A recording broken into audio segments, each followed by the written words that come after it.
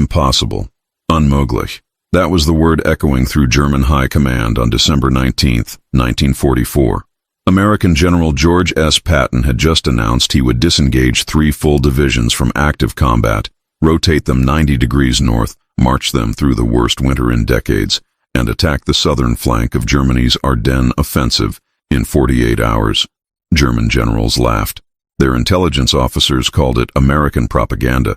Field Marshal von Rundstedt declared no army could execute such a maneuver in less than a week. They were all wrong. And their reactions, captured in intercepted communications, diary entries, and post-war interrogations, reveal just how completely Patton's impossible achievement shattered German confidence and turned the Battle of the Bulge from potential German victory into catastrophic defeat. Today, we're revealing what German commanders actually said when Patton did the impossible. When German intelligence first intercepted American communications about Patton's Third Army pivoting north, the reaction wasn't fear. It was mockery. In the command bunker of German Army Group B, Field Marshal Walter Model reviewed the intelligence report and dismissed it as Allied disinformation. Patton is fighting in the Saar, he told his staff. This is a deception to make us believe he can be in 2 places at once.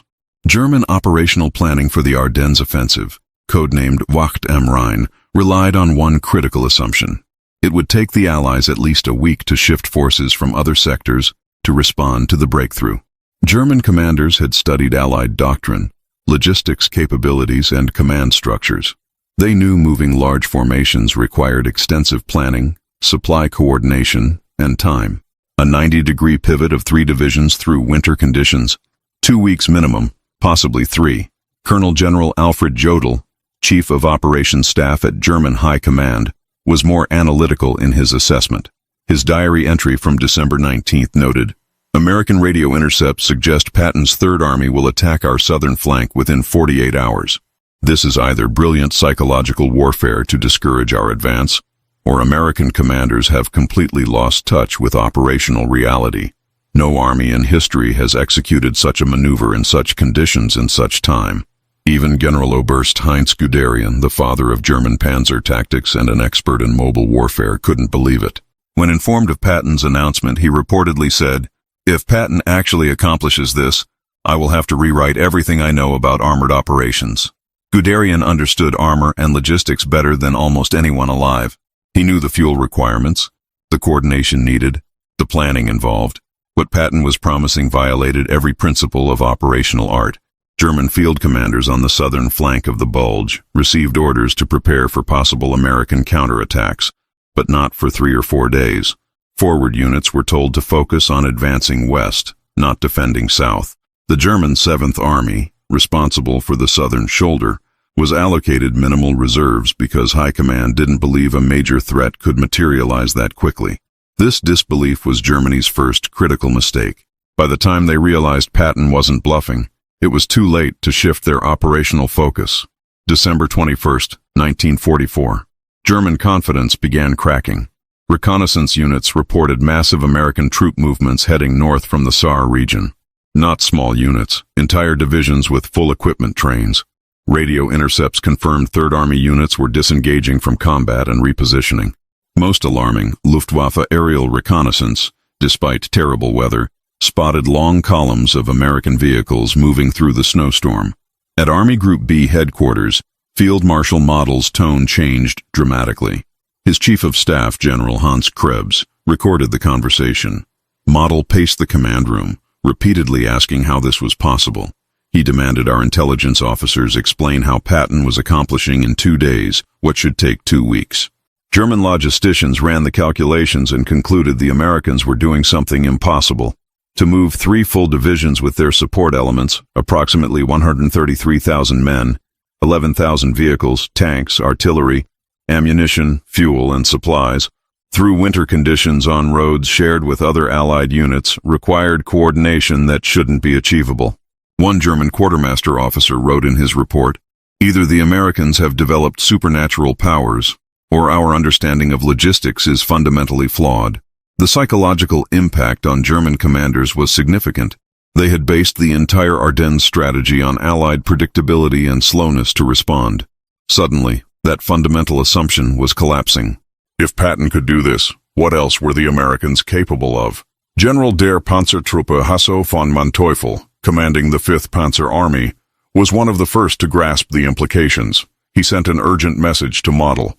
If 3rd Army attacks our southern flank in force while we are extended westward, our spearheads will be isolated. We must either accelerate the advance to the Meuse immediately or prepare defensive positions to the south. But accelerating was impossible. German spearheads were already struggling against American resistance at St. Vith and Bastogne. Fuel shortages were critical. The Germans had planned to capture American fuel dumps, but stubborn American resistance had prevented this. German armor was literally running dry. The irony wasn't lost on German officers.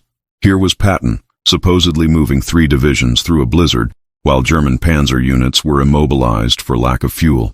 Colonel Hans von Luck, commanding a panzer regiment, later wrote, "We began to realize we were fighting an enemy with capabilities we had underestimated.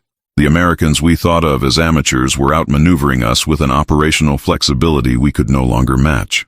By December 22nd, concern had turned to alarm. Patton's forces weren't just moving, they were actually forming up for attack. This wasn't propaganda or deception. It was real, and German High Command had no prepared response. December 22nd, 1944, 6 a.m. Patton's 4th Armored Division smashed into German positions on the southern flank of the Bulge. The shock was total and immediate. German units that had been told they had several days to prepare were hit by a full-scale American armored assault barely 72 hours after Patton had announced his intention. The German 7th Army command post erupted in chaos.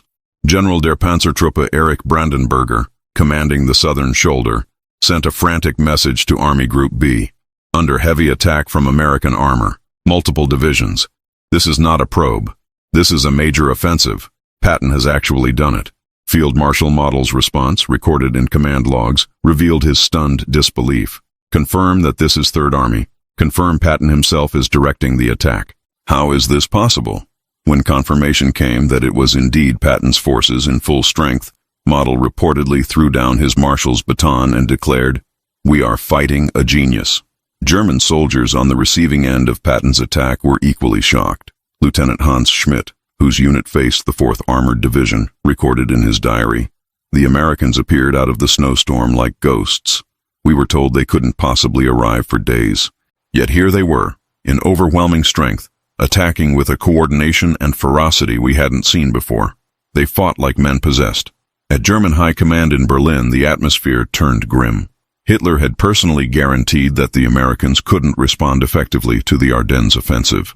He had predicted at least 10 days before any coordinated counterattack. Patton had destroyed that prediction in under 3 days.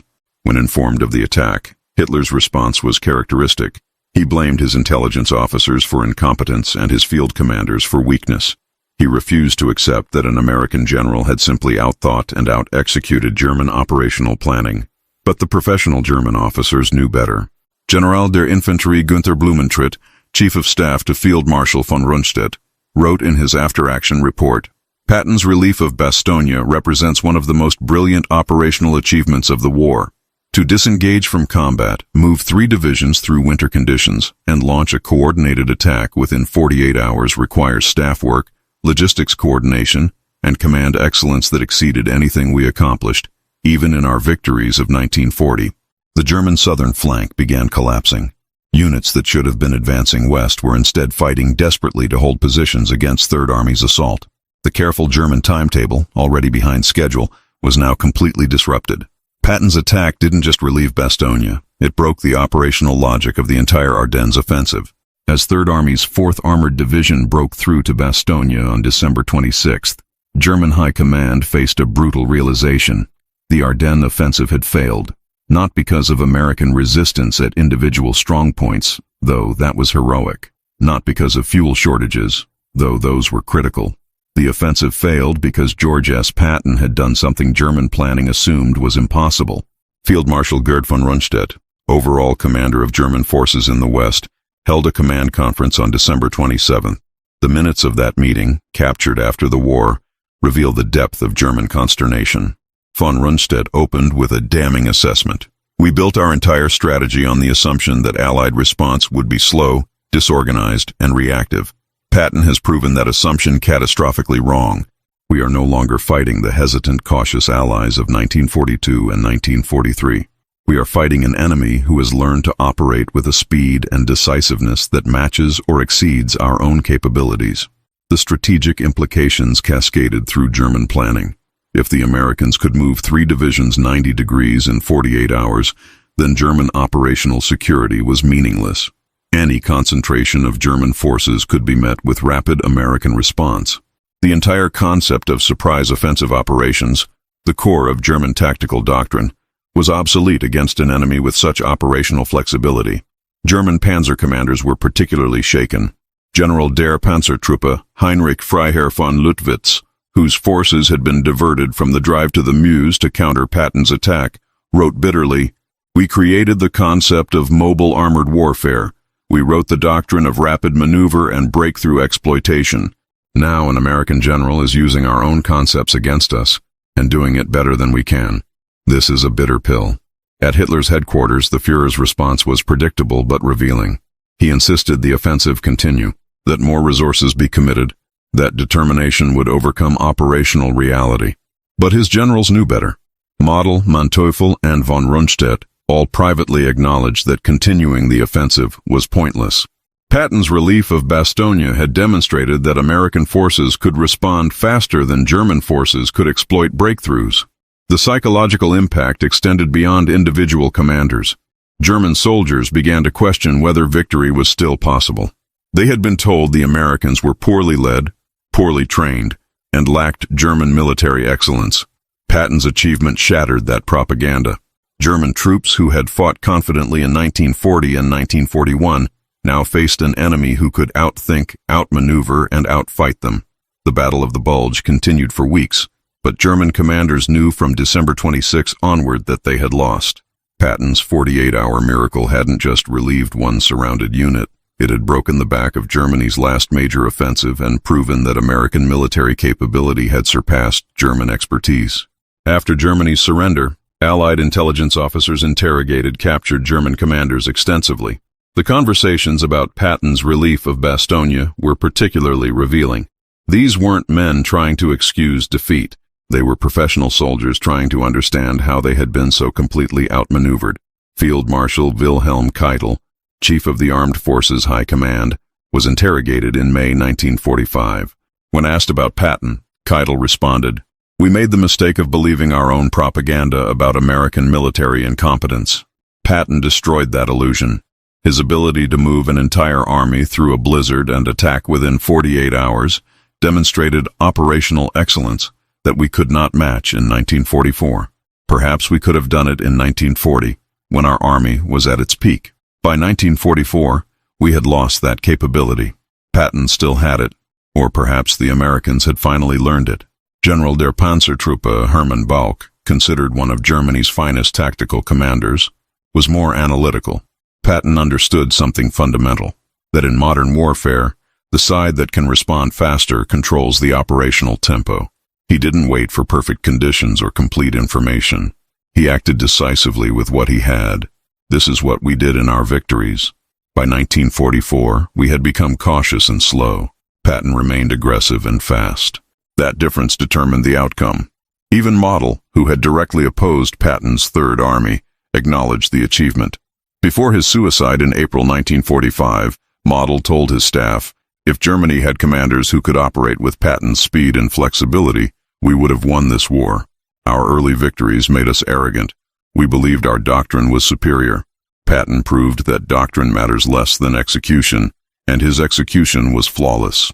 Perhaps most telling was the assessment of General Oberst Heinz Guderian, who had initially said he would rewrite his understanding of armored operations if Patton succeeded. In post-war interviews, Guderian admitted, "I did not believe it possible. The logistics alone should have taken a week to coordinate. The movement through winter conditions should have been chaotic. The attack should have been disorganized and piecemeal. Instead, Patton achieved near-perfect coordination. His staff work was superb. His commanders executed brilliantly. His logistics officers performed miracles. This was not luck. This was operational excellence at every level of command." German military historians, writing in the decades after the war, were equally respectful. General der Infanterie Hans Speidel, who served as Rommel's chief of staff, wrote in his memoir, "The relief of Bastogne stands as one of the finest examples of operational art in military history. Students at every war college should study not just what Patton did, but how his entire army executed so flawlessly under impossible conditions." The ultimate German judgment on Patton came from an unlikely source: ordinary German soldiers. In POW camps after the war, captured Germans frequently mentioned Third Army's relief of Bastogne as the moment they knew Germany would lose. One former panzer commander said, "When Patton turned his army in a blizzard and attacked within 2 days, we knew we were beaten. Not just beaten in that battle, but beaten in the war. We no longer had the quality of leadership or the capability of execution to compete with such an enemy." German High Command had learned too late what Patton's own soldiers already knew. Old Blood and Guts was more than a theatrical general with ivory-handled revolvers. He was an operational genius who could accomplish what others considered impossible. If this deep dive into German High Command's stunned reaction to Patton's impossible achievement fascinated you, then you need to subscribe to this channel immediately. We're bringing you the untold stories from both sides of history's greatest conflicts, the reality behind the legends, the voices you've never heard, the perspectives that change everything you thought you knew about World War II. Hit that notification bell so you never miss our next video. We've got incredible content coming about other moments that shocked military commanders, battles that changed history, and the truth behind famous operations. Drop a comment telling us what aspect of the Battle of the Bulge you want us to explore next. The German perspective on Bastogne's defense, the American soldiers who held the line, the intelligence failures that led to the surprise. Your suggestions drive our content. And if you enjoyed this video, smash that like button and share it with anyone who appreciates real military history, told from perspectives you won't find in textbooks. Thanks for watching. And remember, sometimes the impossible is just something nobody's tried yet. See you next time.